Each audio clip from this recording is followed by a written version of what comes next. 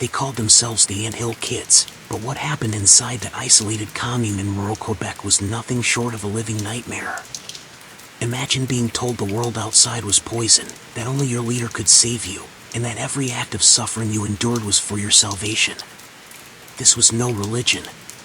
This was the calculated creation of a prison built from fear, blind obedience, and the charisma of one man, Roch Thériault. Roch wasn't born into power. He was a French-Canadian man from Saguenay, Quebec, who grew up in a strict Catholic household. In his early years, nothing suggested the horrors he would later commit. He married young, had children, but struggled to keep steady work. By the late 1970s, something changed. He became obsessed with the Old Testament and apocalyptic visions. He began giving small sermons, attracting people disillusioned with mainstream religion. Roch told them the world would end in 1979, destroyed by a massive flood. But he claimed God had given him a mission: gather the chosen few, live off the land, and prepare for the new world. To his followers, he seemed intelligent, warm, and protective. He promised them health, spiritual safety, and a purpose. His persuasive words were enough to make them abandon their homes, jobs, and even their families. Slowly, he built his group, about a dozen men and women, and relocated them to a remote area in Ste. Marie, Quebec. There, they worked endlessly to build cabins, farm the land, and survive without outside help. Roch demanded total devotion. His followers called him Moses. He claimed his guidance came directly from God. When 1979 came and went without the promised flood, most leaders would have lost credibility. But Roch used the failure to tighten control. He told them that God had spared the earth because of their faith and that now, more than ever, they had to cut ties with the outside world, especially with anyone who might challenge him. This was when the Anthill Kids became truly dangerous. The name came from the way they worked, tirelessly, day and night, like ants, to build and maintain the commune. But behind the hard labor was a structure of power that centered entirely on Roch. He decided who ate, who slept, who married, and who was punished. At first, the punishments were mild: public humiliation, extra chores. But they escalated. Roch began accusing members of sins they hadn't committed, forcing them to confess to imaginary wrongdoings. He controlled what they read, what they said, and even how they thought. Anyone who questioned him was told they were possessed by evil spirits. By 1980, the commune had moved deeper into the wilderness, near Burnt River, Ontario, to avoid government attention. The isolation was perfect for Roch. He banned contact with outsiders, saying they were agents of Satan. It was here that the rules became harsher, the punishments more brutal, and the so-called prophet transformed into a dictator. Food was scarce, yet Roch always had enough for himself. The others were made to fast, sometimes for days, under the guise of purification. Children were born into the commune, completely cut off from the real world. Roch claimed the children were his, and many were. He took multiple wives from his followers, deciding who would bear his chosen offspring. Outsiders who encountered the group often described them as strangely cheerful and obedient. They wore handmade clothes, spoke softly, and followed Roch's every movement with their eyes. But behind the scenes, fear ruled every second of their lives. For years, the world had no idea what was happening in that remote Canadian forest. The Anthill Kids had become invisible, and that was exactly how Roch wanted it. But inside, cracks were starting to form. Some followers were quietly questioning his teachings. A few had tried to leave but were dragged back. And soon, the abuse would escalate beyond anything the members had ever imagined. By the early 1980s, Roch Thériault's control over the Anthill Kids had become absolute. He dictated every movement, every bite of food, every word spoken inside the commune. Outsiders no longer saw him as a harmless back-to-the-land spiritual leader. Those who got too close began to sense something far darker. But without phones, without visitors, without any connection to the outside world, his followers had nowhere to turn. The punishments were no longer symbolic. Roch now used physical pain as a form of purification. If a follower broke a rule, or if he decided they might be whipped, beaten, or made to stand naked in the freezing Canadian winter. Sometimes he'd make them eat dead mice or animal droppings, telling them it would cleanse their sins. His followers accepted it because they believed every word he said came from God. The children born in the commune knew no other life. They worked alongside the adults, chopping wood, hauling water, and building whatever Roch demanded. They didn't attend school. Education came only from him, and it was filled with his warped teachings. They were taught that Roch was the only true prophet and that outsiders were dangerous. Roch's paranoia grew worse. He began drinking heavily, claiming it helped him speak to God. Alcohol turned him volatile.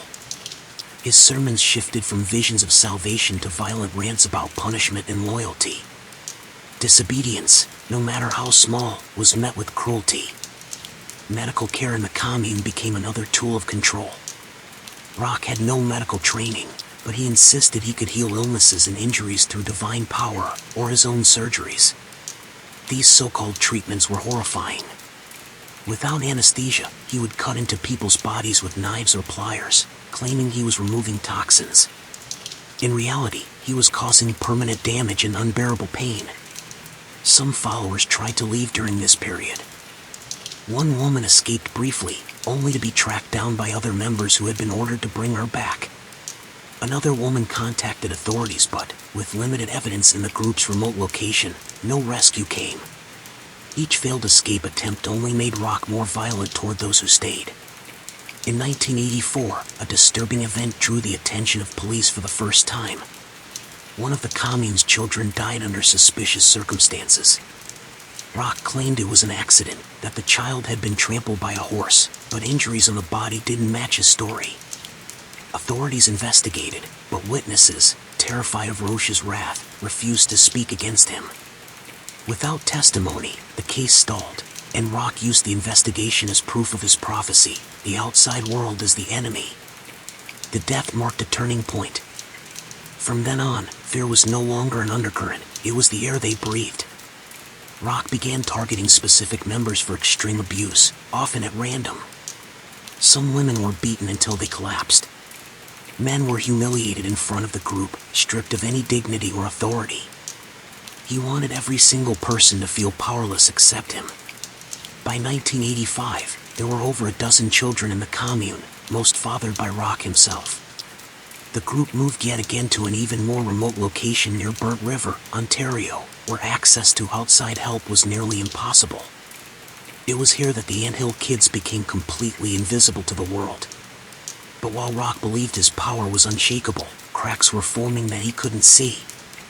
Years of hunger, exhaustion, and trauma had worn his followers down.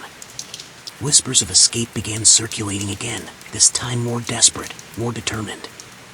Some of the younger members were beginning to question whether Roch was truly a prophet, or just a man using religion as a weapon. And soon, one act of violence would shatter what little control he still had, and force the outside world to finally see the horrors inside the Anthill Kids commune. It was 1988 when the most disturbing chapter in the Anthill Kids story began to unfold, the one that would finally put Roch Thériault's name into Canadian crime history for all the wrong reasons. By this point, the commune was living in almost complete isolation. The small cabins they had built in the dense forest near Burnt River were rough and damp. Winters were brutal, summers swarmed with insects, and food was always scarce. But the real danger wasn't the elements, it was Roch. Alcohol had fully taken over his life. The man who once spoke calmly about spiritual awakening was now a volatile tyrant. Drinking made his punishments unpredictable. A wrong look, a hesitation before obeying, even a sigh could trigger hours of abuse. His healing sessions had become increasingly violent. Roch began performing amputations and extractions on healthy body parts, claiming they were diseased. He used knives, pliers, even a blowtorch, with no anesthesia. These weren't medical procedures, they were acts of dominance, designed to remind everyone he had the power of life and death. One of the most infamous incidents involved a woman named Gabrielle Lavallee, a devoted follower who had been with the commune for years. Gabrielle had a stomach ache, something that, in a normal world, would require rest or maybe a trip to a doctor. But in Roch's twisted reality, he decided it was life-threatening. In front of other members, he ordered her to lie down on the kitchen table. Using nothing but a hunting knife, he cut into her abdomen, claiming to relieve the pressure. No anesthesia. No sterilization. Just a rag for her to bite down on. When she screamed, he called it weakness. When she bled, he said it was the evil leaving her body. Gabrielle survived that first operation, but the damage to her trust was irreversible. She began secretly plotting her escape, something she'd never dared to do before. By now, the children in the commune were also starting to suffer severe health problems. Malnutrition, untreated infections, and constant exposure to violence were taking their toll. Some had visible scars from Roch's punishments. Others had learned to remain silent and expressionless to avoid his attention. Outside the commune, small cracks in Roch's secrecy were forming. A few former members had made it out and spoken to police, but their stories sounded so extreme that authorities struggled to believe them without concrete evidence. Social workers had visited once but were kept away from the cabins and told everything was fine. Then came the breaking point. In 1989, Gabrielle Lavallee endured another horrific treatment at Roch's hands, this time far worse than before. He believed her arm was infected and needed to be amputated. Without hesitation, and without any medical reason, he used a chainsaw to remove it. Gabrielle didn't scream this time. She stayed silent, knowing any sign of pain might lead to worse. But inside, she made a decision. If she survived, she would tell the world. That chance came when she convinced Roch to let her visit a nearby town, claiming she needed to run an errand for the commune. Once out of his sight, she went straight to the police. Her story, every brutal detail, was finally heard by someone who believed her. Authorities moved quickly. They gathered statements from other escapees, pieced together years of abuse, and built a case strong enough to raid the commune. When they arrived, they found the anthill kids still in their cabins, living in squalor. Many were malnourished, some were injured, and the children showed clear signs of neglect. The police took everyone into custody, separating the children from the adults. For the first time in over a decade, Roch Thériault no longer had control over his family. But as shocking as the rescue was, investigators were about to uncover even more disturbing truths buried in the group's history, acts so dark they would leave Canada stunned. When police brought the anthill kids into custody, the full scale of Roch Thériault's abuse began to surface, and it was worse than anyone had imagined. The children, once separated from Roch and his inner circle, began to speak in fragments. They didn't understand that what they had lived through was abnormal. To them, the endless labor, the hunger, and the punishments were simply life. Social workers noticed the way they flinched at raised voices, the way they looked for Roch before answering even the simplest questions. It was as if they were still waiting for his approval, even in his absence. Meanwhile, the adults who had escaped earlier now came forward without fear of retaliation. Their testimonies matched Gabrielle Lavallee's and added more horrific details.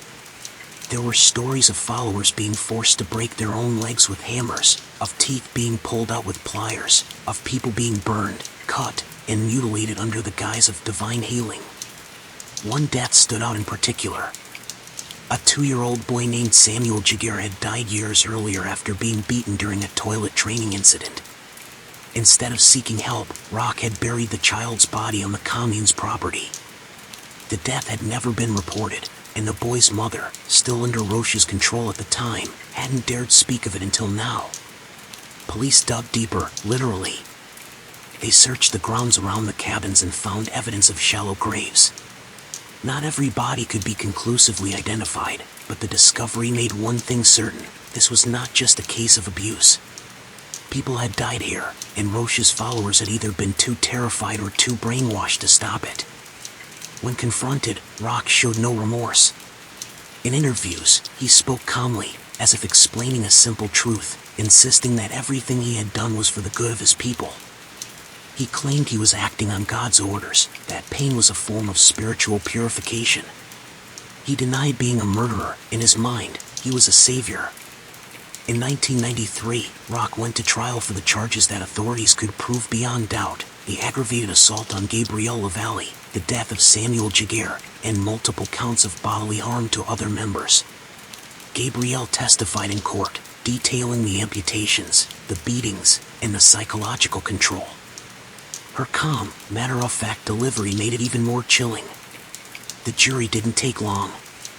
Roch Thériault was found guilty and sentenced to life in prison, with no possibility of parole for 25 years. The courtroom erupted in relief. For the survivors, it wasn't justice for every crime. Too much had gone undocumented, too many victims had stayed silent, but it was enough to ensure Roch would never again control another human being. As the members tried to rebuild their lives outside the commune, the psychological scars remained. Many struggled to adapt to the outside world, to learn basic freedoms like choosing their own meals or speaking without fear. Some changed their names to avoid the stigma of having been in the Anthill Kids. Others kept their pasts hidden altogether. Roch, however, continued to see himself as a prophet even behind bars. He wrote letters to former followers, some of whom still believed in him. The cult's physical walls had been torn down, but its mental chains lingered. For most Canadians, the Anthill Kids case was a shocking revelation that such horrors could happen in their own country, not in some far-off land, but deep in the forests of Ontario and Quebec. Yet for those who had lived it, the real horror was knowing how easily it had all begun, with a man who seemed kind, offering a new way of life, and a group of people searching for something to believe in. But the story didn't end with Roch's conviction. More than a decade later, news from prison would remind the world of his name and bring a violent close to the life of Canada's most infamous cult leader. Life in prison didn't change Roch Thériault's delusions of grandeur. Even behind concrete walls and steel bars, he behaved like the ruler of a kingdom reduced to the few loyal followers who still wrote to him. Some of these women, despite everything, refused to believe the accusations. They clung to the image of the man who had once spoken of love, community, and salvation, refusing to reconcile it with the brutal reality that had been proven in court. Roch fed that loyalty with letters filled with biblical references, promises of eternal reward, and self-pity. In his mind, he was a martyr, a prophet punished by a world too blind to see the truth. Prison staff quickly realized he was manipulative. He could charm when it suited him, convince others to bend small rules, and subtly stir tension among inmates. But without alcohol and with a strictly controlled environment, his violent rages were less frequent, though his arrogance never faded. For the survivors outside prison, his continued existence was a shadow that never quite went away. Some lived in fear that one day, somehow, he might find a way to contact them. Others fought to move on, starting new families, finding work, and trying to erase the years spent in the forest under his control. But the psychological damage ran deep. Nightmares, anxiety, and an inability to trust were common. In interviews years later, Gabrielle Lavallee spoke about how difficult it had been to recover. Even after Roch's conviction, she said she sometimes caught herself wondering if she'd done the right thing by going to the police, not because she doubted the abuse, but because of the years of conditioning that made her feel guilt for betraying him.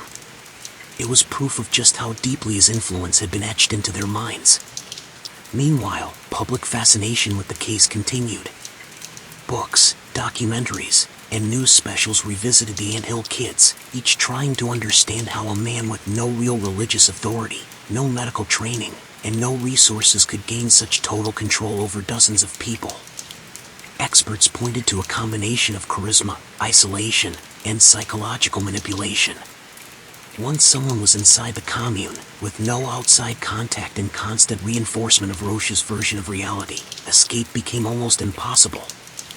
But time has a way of catching up with even the most notorious criminals. In February 2011, after more than 2 decades behind bars, Roch's reign came to a violent end. On the morning of February 26th, guards at Dorchester Penitentiary in New Brunswick found him dead in his cell. His body bore multiple stab wounds, and the killer was quickly identified, a fellow inmate named Matthew MacDonald, serving a life sentence for murder. MacDonald didn't run or deny it. In fact, he reportedly told prison staff exactly what he'd done and handed over the homemade weapon. His reason? He simply said, I killed him. That's all. Later, in court, he added that he didn't want to share a cell with Roch anymore and that he didn't like the man. The news of Roch's death spread quickly, reigniting interest in the case. For many of the survivors, it brought a complicated mix of emotions, relief that he was gone, but also a reminder of the years of trauma he had caused. There was no final apology, no moment of remorse. He died as he had lived in the commune, convinced he was right. But for the world, the end of Roch Thériault's life wasn't the end of the Anthill Kid story. The scars he left behind, physical, emotional, and generational, would never fully fade. And the lessons from his cult would remain as a grim warning of how easily faith can be twisted into a weapon in the wrong hands. When the news of Roch Thériault's death reached the survivors, reactions were mixed. Some felt an instant, almost physical weight lift from their shoulders, a sense that the man who had haunted their dreams for decades could no longer touch them. Others felt nothing at all, as if he had already been gone the day police raided the commune. But for most, it stirred up memories they had spent years trying to bury. Rebuilding life after the Anthill Kids was never going to be simple. Many survivors had entered the commune in their teens or early 20s, leaving behind families, jobs, and education. Coming out of that environment was like stepping into an entirely different world. Basic choices, what to eat, what to wear, where to go, felt overwhelming after years of having every decision made for them. Some were placed in counseling programs, but the trauma was deep and complex. Survivors spoke of flashbacks triggered by simple things: the smell of wood smoke, the sound of boots on snow, the sight of certain kitchen tools. Nightmares were common. Many found it difficult to trust anyone in a position of authority. The children faced their own uphill battle. Many had never attended a real school before. They had to learn not only academics but also how to socialize in a world they had been taught was dangerous and corrupt. Some were adopted or placed with relatives, but the stigma of their past followed them into adulthood. A few changed their names to start fresh, erasing the connection to the commune. For years after the raid, the media continued to revisit the case. Documentaries, books, and interviews sought to answer the question: how had this happened in modern Canada, without authorities stepping in sooner? Former members described how Roch kept them isolated, moving the commune to more remote locations whenever suspicion grew. They spoke about the psychological techniques he used, alternating kindness with cruelty, creating an emotional dependency that made leaving feel impossible. Criminal psychologists pointed out that Roch's methods were a textbook example of coercive control. He stripped away his followers' support systems, kept them in a constant state of fear and exhaustion, and made them believe that any suffering they endured was for their own good. Over time, this warped reality became normal for those inside. But the Anthill Kids case also became a rallying point for advocates demanding better protection for vulnerable communities. Social services and law enforcement began re-examining how they handled tips about isolated groups. The case exposed the gaps in the system, the missed opportunities where intervention could have saved lives. Even so, the survivors rarely spoke publicly. Many preferred to disappear into anonymity, focusing on building quiet, ordinary lives. Gabrielle Lavallee remained one of the few willing to share her story, appearing in interviews to warn others about how manipulation and abuse can hide behind the mask of religion and community. Her calm, matter-of-fact recounting of the horrors she endured became a stark reminder that evil doesn't always announce itself loudly. Sometimes, it walks in smiling. By the 2010s, the Anthill Kids had become a case studied in criminology courses and cited in discussions about cult dynamics. But for those who lived it, it was not history. It was something that still lived in their bodies and minds. They carried it in their scars, in their fears, and in the quiet moments when they caught themselves glancing over their shoulder. Roch was gone, but the aftershocks of his control would echo for the rest of their lives. And the more the public learned about the hidden details of what had happened in those cabins, the more disturbing the truth became. Because while the raid had stopped the abuse, it couldn't erase the years of violence, and it couldn't answer the question that haunted everyone who heard the story: how many more Anthill Kids might still be out there, living under someone else's control? Even after the Anthill Kids commune was dismantled and Roch Thériault was imprisoned, the survivors' stories continued to reveal layers of horror that had gone unnoticed for years. Many of these accounts were so dark and painful that they had been kept hidden, locked away behind walls of fear and shame.